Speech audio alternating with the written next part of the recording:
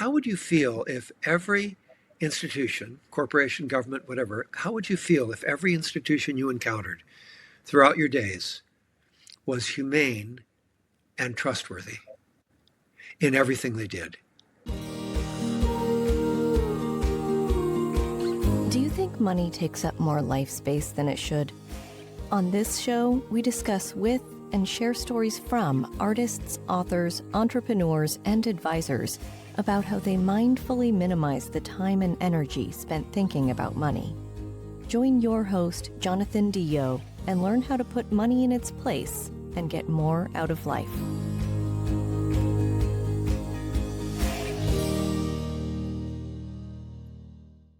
Hey, welcome back. On this episode of the Mindful Money Podcast, I'm chatting once again with George Kinder. George's been a guest before, and I wanted to have him on again to follow up on a keynote he was going to give at the Future Proof Festival, where he was going to argue, if it wasn't for COVID, that the fiduciary duty, which is the gold standard of financial advice, should not stop with advisors. If financial professionals are trusted because they put their clients' interests ahead of their own, why shouldn't corporations, governments, nonprofits, all these groups that shape our world, why shouldn't they be held to the same standard? Why shouldn't we all? And I'm of two minds on this. I'm hopeful that a broad adoption of a fiduciary standard has the potential to shift not just financial advice, but also the world, society, culture. And at the same time, it comes across as a little utopian, a little bit like, I don't know if the current setting can support it. So I'm hoping at the end of this conversation, George, you've laid out how it's possible, and now I'm fully on board with it. So welcome back to the Mindful Money Podcast. Wonderful to be back, Jonathan. And I'm thrilled that you're taking this on, this particular issue, and how you're approaching it. Just thrilled. Okay, good. Where are you calling from today? I know we have a big time change. I'm calling from London because I won an innovator founder visa to launch a global startup from London to bring this fiduciary and all things notion into corporations. No kidding. Yeah. Fantastic. As a way to increase productivity and efficiency, collaboration, all kinds of things. Yeah. Just before we get into that, how goes the poetry writing? I think I've been getting reflections on Spectacle Pond for, 10 months now. You're so on it, like you're so regular. How do you do that? It was done as a project for every single day of the year. I have poetry that tries to inspire people to live in the moment, to be here. But it's for every day of the year. So you go through the whole season, and photographs that are often stunning with their beauty and always reflective of the particular season that you're in. So it's been a production, but that's what it is. It is what it is. It takes the work. Yeah, you just seem to crank. You're Energizer bunnying it. So barring COVID, right? Yeah, of course. Yeah. So I want to invite listeners to go back and listen to the prior two episodes where we really dig into some of the background and some of George's history. And so go back and do this. We're not going to take time today doing that because I really want to get into this idea of the fiduciary in everything.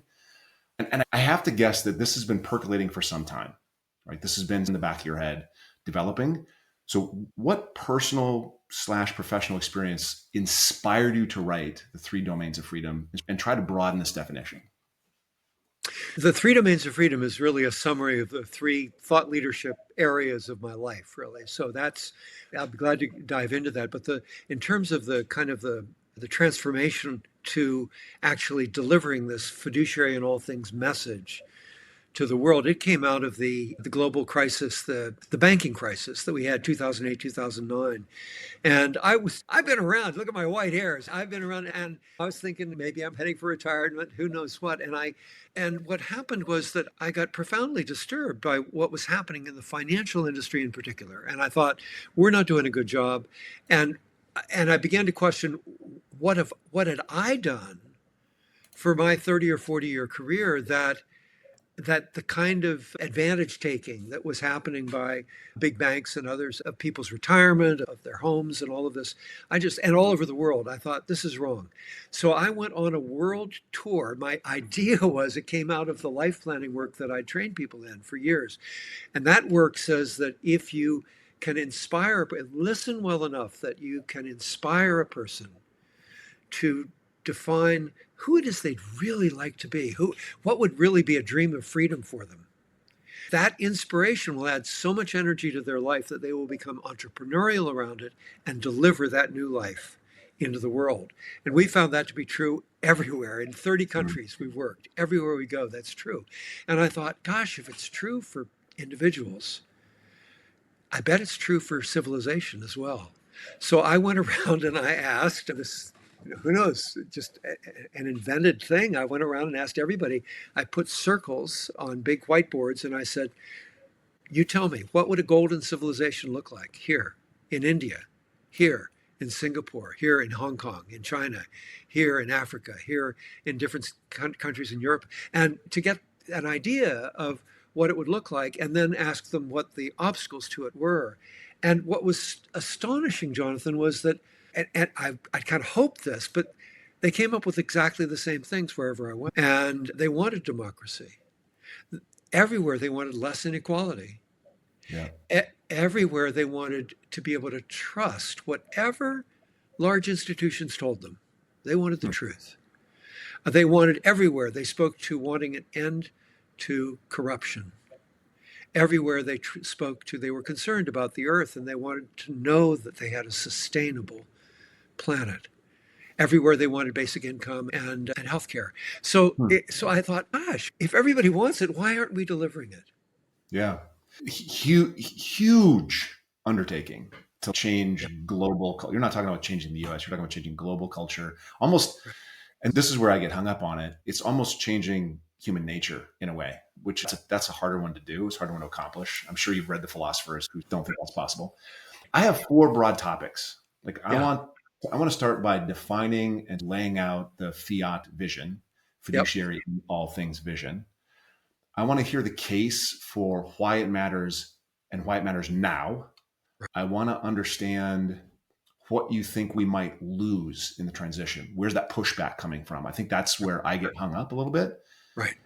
And then I want to talk about practically, how's it done? And just, you happen to be in London receiving an award starting the doing of it. So that's a cool little thing. But those 4 things, is that a good framework for a conversation? That sounds great. And I wonder, you started about almost changing human nature. And I wonder if I should talk to that first. Please. Because that's a major thing that people come up with. They say you can't change human nature. Or they say what you're really trying to do is change human nature. And why don't you just focus on that? And the main thing that I think people are not realizing, first of all, is the systemic nature of the world that we're in right now. But secondly, and I'll talk to that, but when you talk about human nature, the main thing that people say we would be trying to end is human greed. Yeah. That comes up everywhere. And it came up when I did a world tour as well. What are the obstacles to this? Human greed. The interesting thing about human greed is that, first of all, I think that's in part a message that we're getting from media that doesn't want us to focus on the systemic causes of this, because the systemic causes are often the owners of media or the owners of major corporations. They would rather have us, just like in the environmental movement, well, go sort your garbage and make sure you recycle, rather than, I want to take ownership as a big corporation and do something about it. So I want to share a little bit more about this, about greed. So just for a moment, greed is a survival instinct. It would not be appropriate ever to try to eliminate greed in the human species, or you wouldn't have the mother lion trying to protect her cubs. We need that as part of our nature. But to institutionalize that and give huge power of capital and leverage, that doesn't make any sense at all. Why would we ever set up a system that was run on that kind of greed that then could turn on us? That just doesn't make any sense. So that's where I'm coming from with that. So I agree. And I think we're jumping right into the third topic, which is awesome. That's the one I want to talk about the most. But before we do that, let's define fiat. Yeah. Define fiat for us in its vision. Fiduciary in all things expands this fiduciary duty beyond finance to a universal ethic, moral code. First, how do you define fiat in simple terms? Someone that's just hearing the term fiduciary for the first time, what's a fiduciary? And then in what ways does fiat, the new term, build upon that for the globe? Great. So I would, let me answer this in two ways. It's not exactly the two ways that you've broken it, but you'll see, I think it answers both the questions that you asked. The first is just a simple definition of fiat is that fiat is a legislative proposal in a single sentence that proposes that all institutions, corporate, government, and nonprofit, place the truth and democracy and the planet and humanity ahead of their own self-interest. So it's basically asking us to, it's basically asking the institutions, not us as individuals, but insisting that the institutions act in a humane way toward all of us. And that's the other way that I would frame this. I take this around and do this in small communities. I do something called a kitchen table conversation. Wherever I go, I ask the same question. I start off with, what how would you feel if every institution, corporation, government, whatever, how would you feel if every institution you encountered throughout your days was humane and trustworthy in everything they did? And then I ask, and how would your life change if that were to occur? And it's easy to leap into obstacles and leap into cynicism and put it into a utopian frame. No, I want you to actually feel it and live into it. How would it feel if that shift occurred? How would your life change? And I think that is what a fiduciary society would be. It would be a society where our institutions are in every way tried to be humane and trustworthy in everything they did. And one more thing about this, why would we not? 250 years we've had of this explosion of growth. If this were the best system, wouldn't we see the best of humanity rising to the very top of every hierarchy of power? And wouldn't it be filtering down? Why isn't that happening? And the answer is, it isn't the best system. We've come close, but there's some tweaks that are necessary in order to bring the best of humanity to the top of our institutional structures so that we have some wisdom and compassion automatic in those positions of power. I'm going to go way off here. I have a whole prepared set. So I'm sitting here listening, and the thoughts that are occurring to me are more in. There's as you know this, I'm going to start with this. That there's this massive long-term decline of religion in the world. The people going to the church, people going to institutions, right? And I think at the same time, there's an increase in humanism. The idea that, so we used to get our moral code from the church that we were raised in that told us, don't do this, don't do this, don't do that, don't do this. This is sin, this is goodness, whatever it defined, wherever you were in the world, you got that from somewhere. Right. It almost seems to me like you're trying to institutionalize the core message in every religion into the humanist society. We've built on this growth-oriented, this great growth-oriented thing, but we've separated that from the moral structure. And you're saying, okay, hold on, growth is great, but let's put this nugget, let's put this moral factor, let's take care of each other in the center of this. Is that, you're trying to spiritualize commerce? Yeah, I don't know if I'd put it quite that simply, but you're brilliant. What you're saying is absolutely right on. That what we've seen. I do something in the workshops that I'm now bringing into business, where I show them what fiduciary possibilities are in the world. And you and I know some of them. We're very close to some of them. One is the shareholder one. So there's a fiduciary to shareholder obligation, and the second one that you and I are very familiar with and we have loved in our work is that we're fiduciaries to our clients. We put our clients first. When a great financial advisor will always put their clients first. Not all financial advisors are great, but that's what they do. But then what's happened? B corporations came along and they said, "Hey, we're burning up the planet, and people are getting very rich and people are staying very poor. So maybe we need something that brings something like a moral code in there." And what I was looking at with the golden civilization, I want something, Jonathan, that's sustainable, that will last and will be a foundation that can be built upon, not for thousands of years, but for thousands of generations. It's at a time where we've come together for the first time as a planet, as humanity.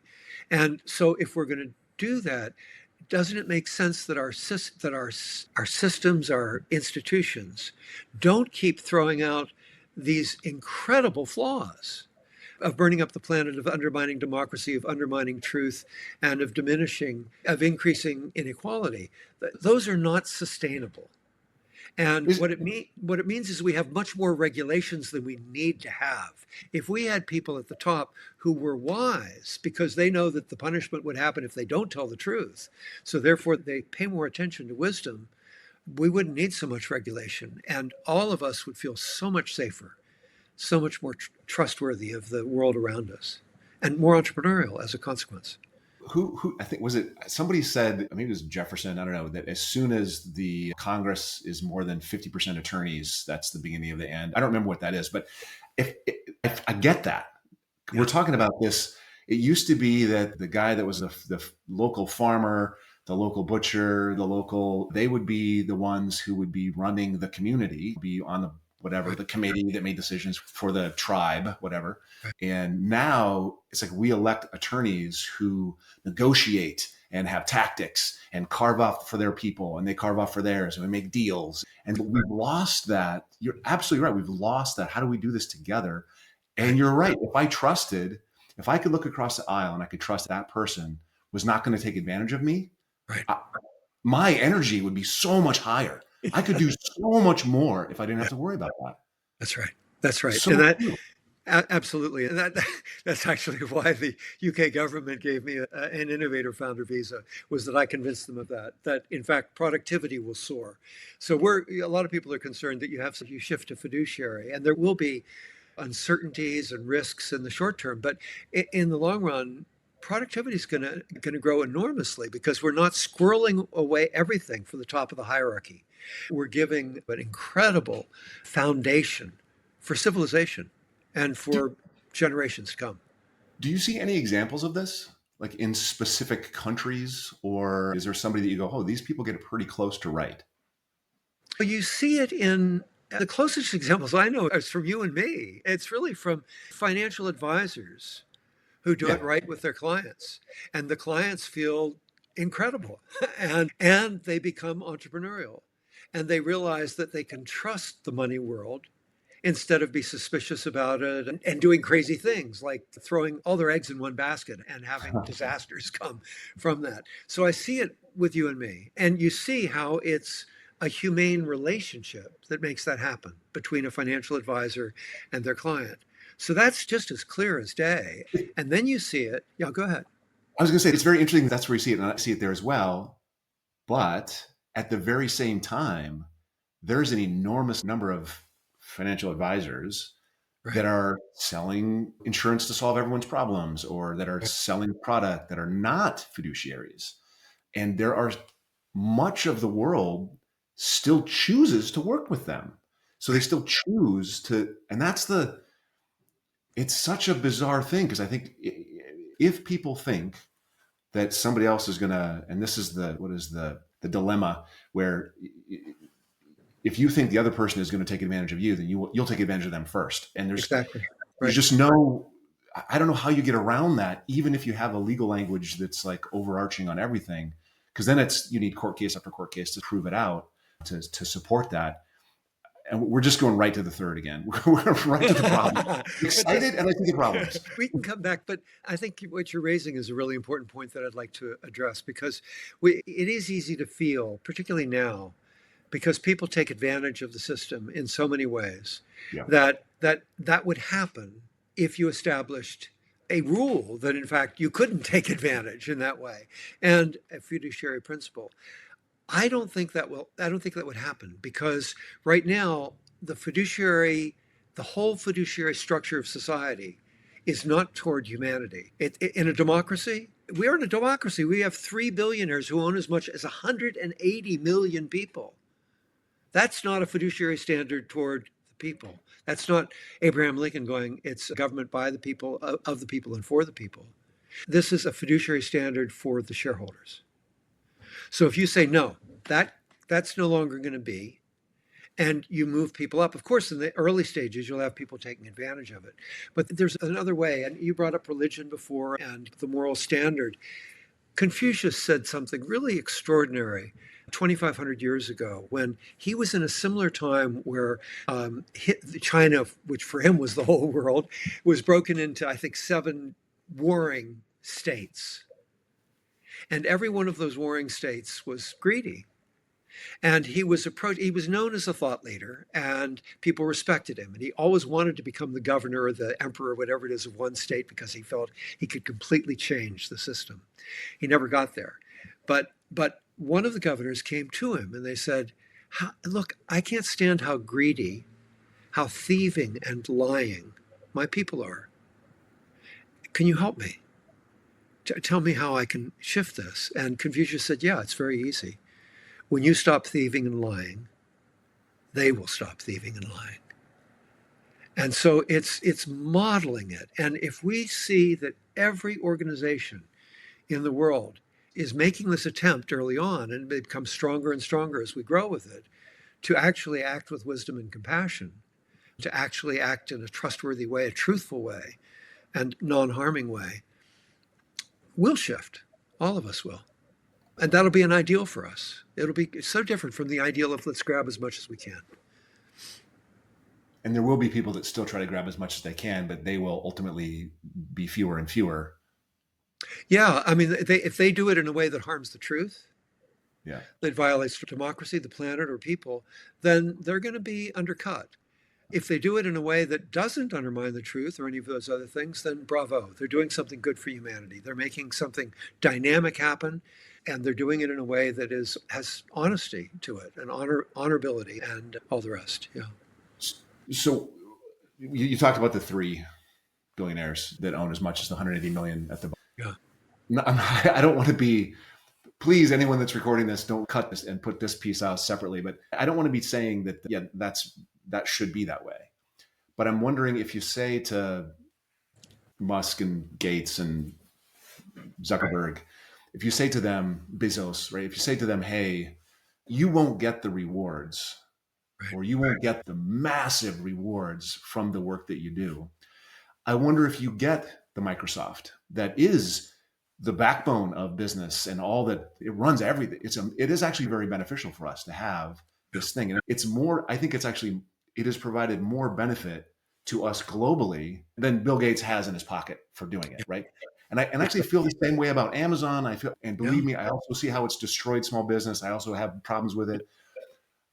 And I hate Facebook and love it. I do. I see things on there that I wouldn't know are happening otherwise. Like I wouldn't, theoretically, I might call somebody and hear about what their kids did that week, but I probably won't. And so I wouldn't see it. Right. So there's enormous benefits that have come out of the drive for individuals to create massive profitable enterprises that benefit the shareholders, of which they are the largest. Absolutely. And I'm super worried about what happens to the drug development, what happens to AI, what happens to the next round of things we want to develop if we're not rewarding that kind of stuff. Now, again, we're going right to the resistance and right to the problems, but that's what I'm afraid of. Sure. And I think that's a natural fear, and it's a fear that will come up with everybody that thinks about this. What is going to happen there? And the truth is that there's going to be a transitionary period where a lot of that uncertainty is going to be there. It's going to be shaking things a little bit. But the thing to keep in mind is this is not an undermining of capitalism. This is a capitalist system. It's just simply saying you've got to tell the truth. If you're running a business, you got to tell the truth. And you can't destroy the planet. You got to be careful about the planet. You've got to be honorable to people in general, as opposed to just taking it all for yourself. You pay people whatever, reward people, and democracy, that you don't undermine democracy. Democracy is not your game. Democracy is meant for the people. So but it doesn't say eliminate shareholders. It doesn't say the shareholders aren't also a fiduciary obligation for the managers, for the board of directors. That's still there. So all that it does is it says, instead of simple greed at the top and trying to get an edge with that greediness. So that, hey, is this really, is this not telling the truth, this piece of sales that we're putting out there? Or I know this chemical stinks a little bit, but is that really going to be a problem? Instead of going for the greedy edge there, going more toward, if it is a problem, we don't want to use it.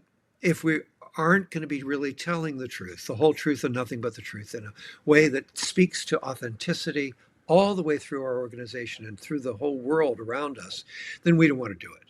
It's changing those aspects of how both the corporation and a government work, because we can see similar problems in governments. So the only thing you lose is that percentage of the growth that for Amazon that came from Amazon sending minions to local businesses and then price shopping in the local stores so they could undercut local, this sort of gross, greedy capitalist stuff. That's the stuff that goes away. And however that created Amazon, that percentage of the growth goes away. You don't lose Amazon, you just lose the hyper scale, destroying everything Amazon. And as a consequence, you have many more people in the world that are entrepreneurially engaged around, is Amazon the best thing? Is there something I could come up with that might be different, that might be unique? And I think you have much more entrepreneurial endeavor because you're giving more power to people rather than coming in and grabbing it from them.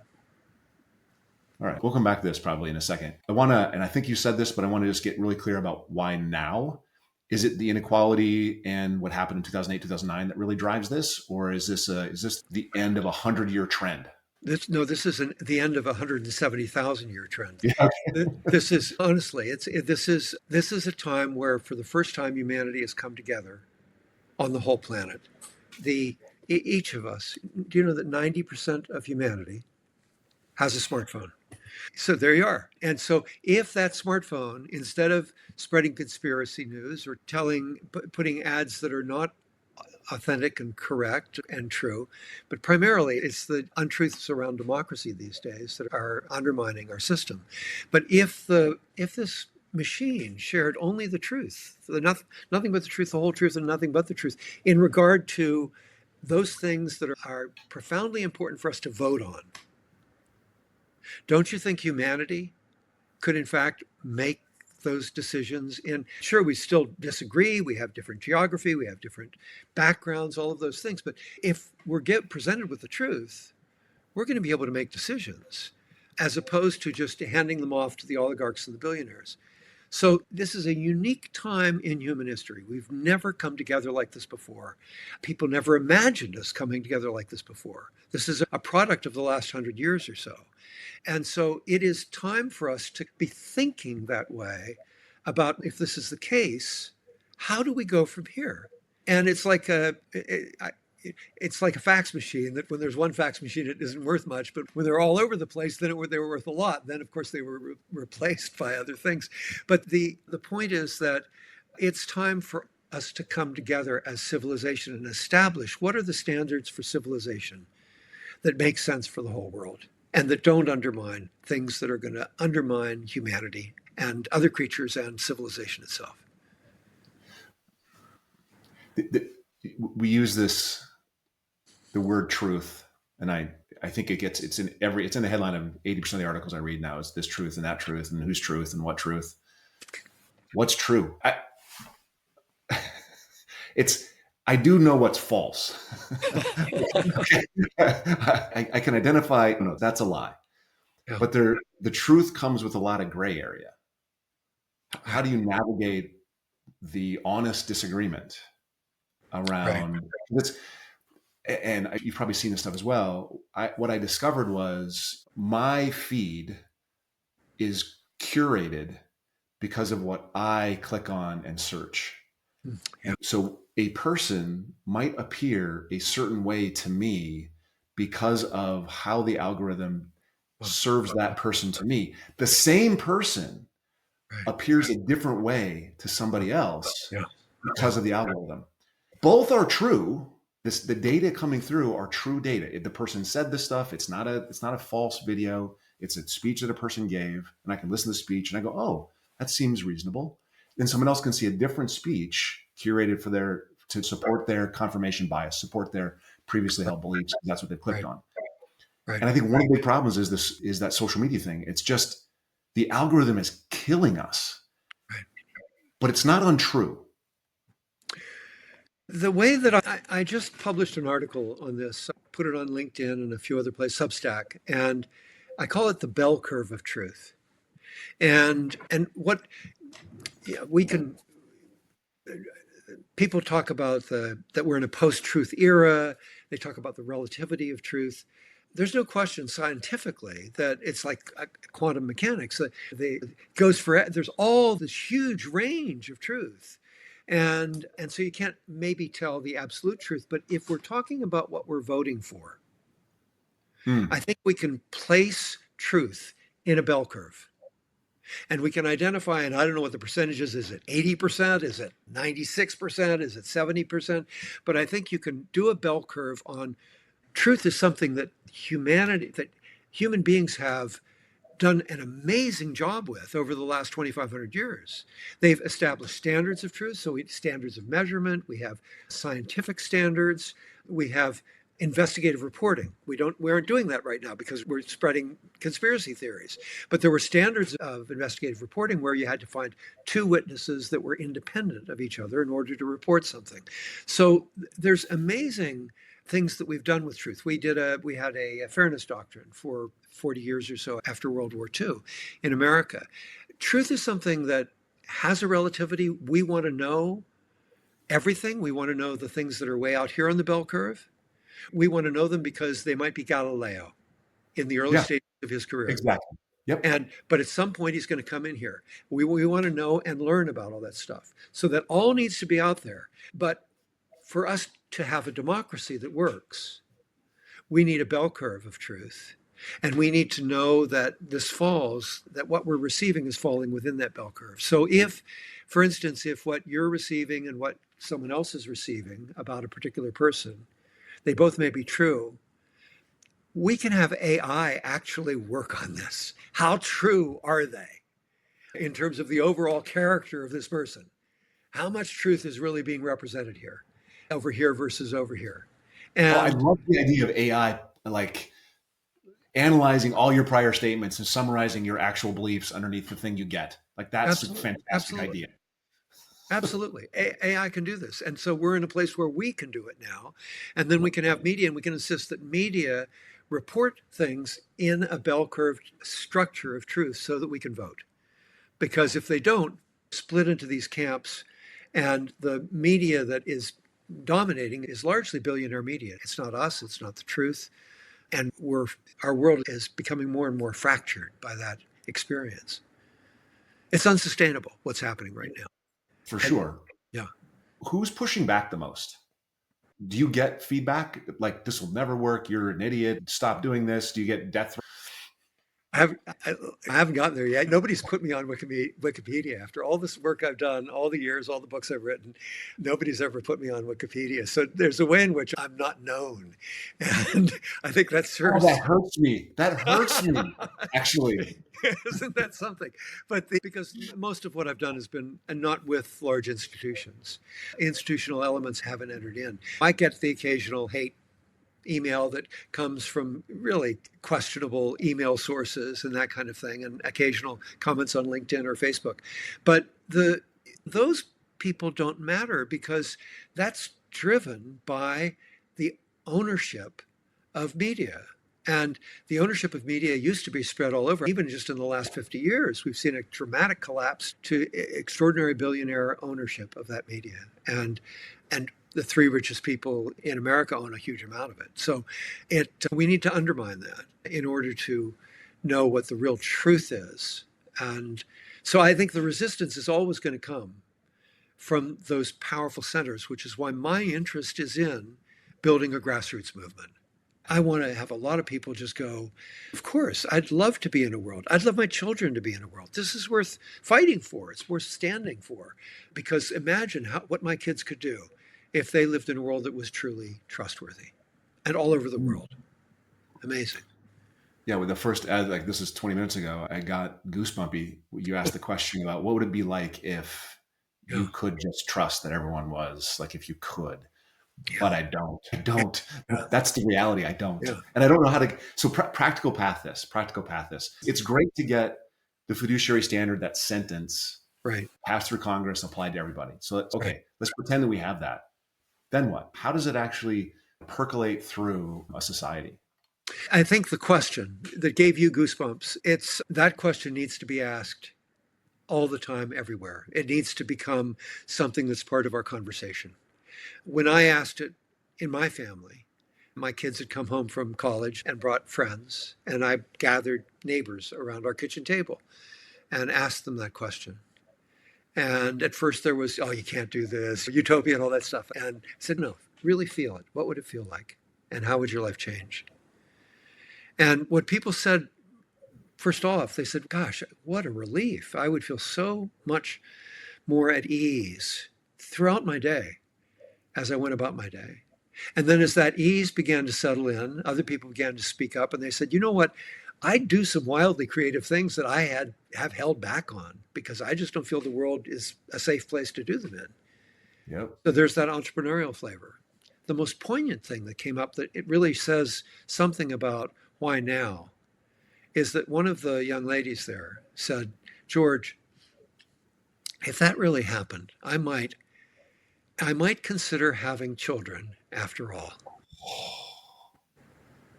And that's where we are. Damn. Yeah. Yeah. I had a question, but that took it right out of me. So I'm trying to think of what it was. It's gone. That's unbelievable. Oh, here I was Yeah. tying it back Yeah.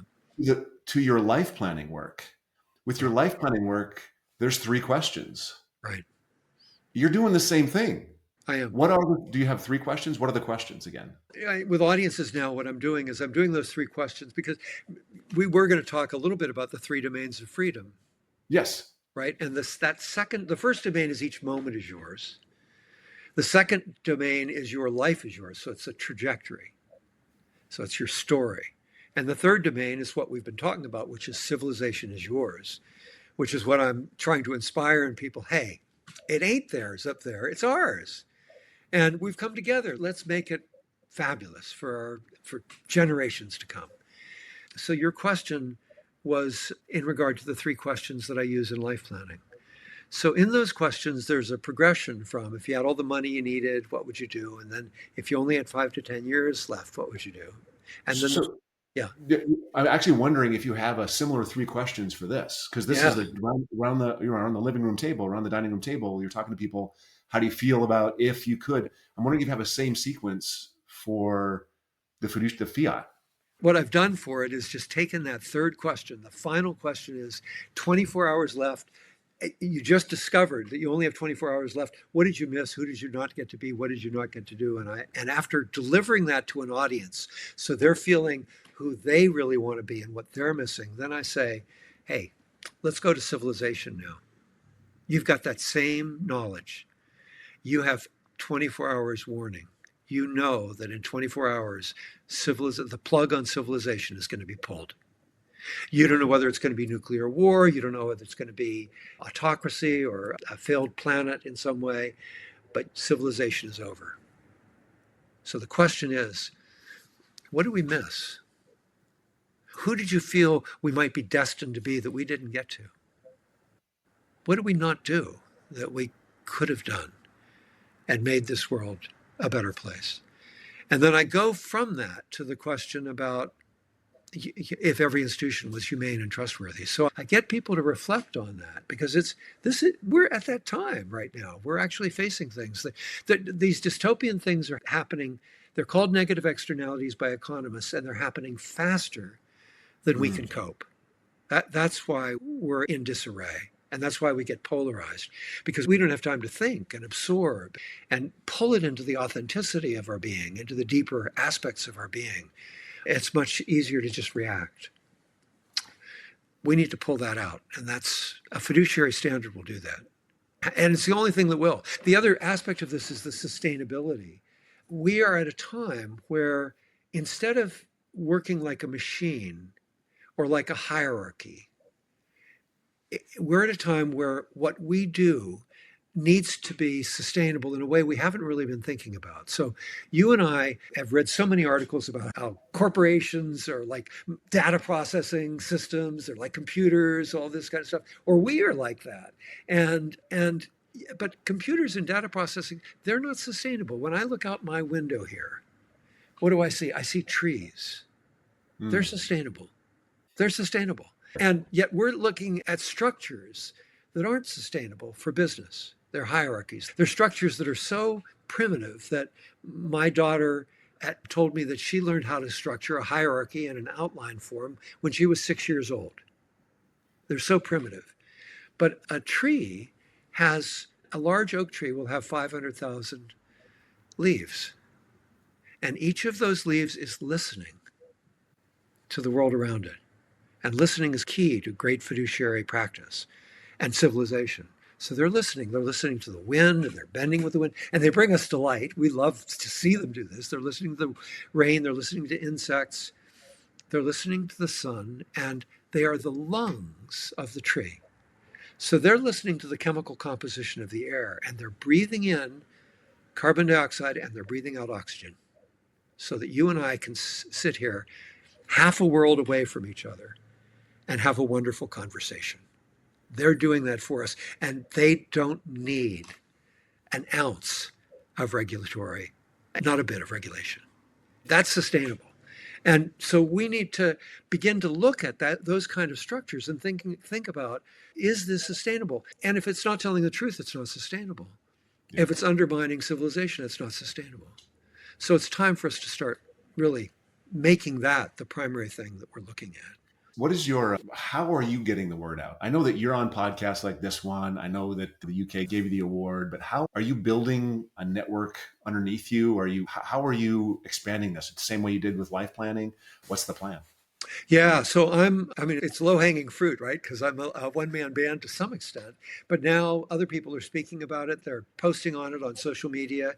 And I'm speaking out in interviews or speeches probably at least 2 or 3 times a week. And I'm looking to do that more. We're looking at how we can approach universities now because universities are our children and they're coming out and they're idealistic and they know that something's wrong and they're getting into jobs and they're going, I don't like this job. And they're quiet quitting or they're really quitting. And they want a world that has greater meaning and isn't just working for a hierarchy at the top. So I'm speaking to them, I'm speaking to businesses, and the word is spreading. We have an organization called a steering committee, and it's a loose organization, and it can be a few people or it can be several dozen that come together once a month, and we look at what's our next step. What do we do? How do we make this go viral? And we're just doing it one step at a time. People have commented on this certainly from dozens of countries already. So the word is getting out.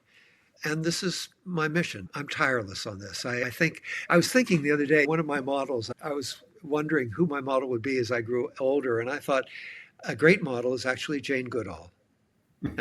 She just passed away at 91, but she, I think, was speaking perhaps 300 out of 360 days a year.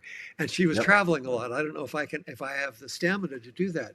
But if you go back and you think about what she started to do for us back in the 1950s and 1960s, was that she started to spread the notion that, in fact, other creatures are conscious. Yep. And now we're thinking about the consciousness of plants, even the consciousness of planets or the universe, but we are aware that creatures have a consciousness, have a being that's important to be aware of. She started that. She really made that happen. And so we can't wait 50 years for this. This is something that has to happen much faster than that. So I'm going out and I'm bringing this into business, I think, in a way that makes businesses much more productive by bringing to the workforce the freedoms of each moment is yours, so you can pause in your work and feel the freedom that mindfulness brings, that your life is yours.